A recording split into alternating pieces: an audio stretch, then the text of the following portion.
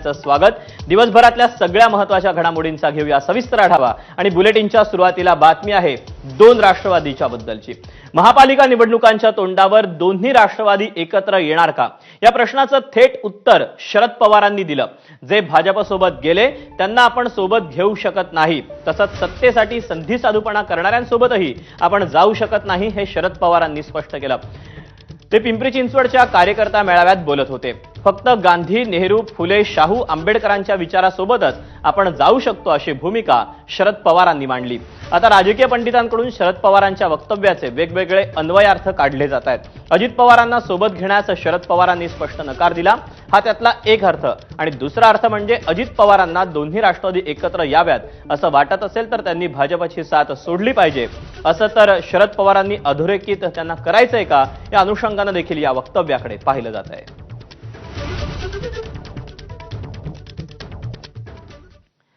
पिंपरी चिंचवडच्या कार्यक्रमात शरद पवार नेमकं काय म्हणाले पाहूया। सत्तेच्यासाठी भाजपवर जाऊन बसायचं ही भूमिका कुणी मांडत असेल तर हा विचार काँग्रेसचा विचार नाही। आणि त्यामुळे कुणाशी संबंध ठेवा पण भाजपशी संबंध हा काँग्रेसच्या विचारात असू शकत नाही। आणि त्यामुळे अशा पद्धतीने संधी साधू करायचं राजकारण हे आपल्याला प्रोत्साहित करायचं नाही आणि त्या दृष्टिकोनातून पावलं हे आपल्याला टाकायचे। तुम्ही निवडणुकीची काळजी करू नका, इथे आपण सगळ्या जागा देऊ। आपल्याबरोबर तुम्ही येत असेल विचारांनी, कार्यक्रमांनी, पिंपरी चिंचवडच्या हिताचं रक्षण करण्याच्या भूमिकेने जे कोणी येत असतील त्यांच्याशी नेते मंडळी विचारविनिमय करतील। आता शरद पवारांनी भूमिका स्पष्ट केल्यानंतर सगळ्यांना प्रतीक्षा होती ती म्हणजे अजित पवार काय बोलणार याची। मात्र अजित पवारांनी प्रत्येकाला मत मांडण्याचा अधिकार आहे असं म्हणून पत्रकारांना सविस्तर प्रतिक्रिया देणं टाळलं।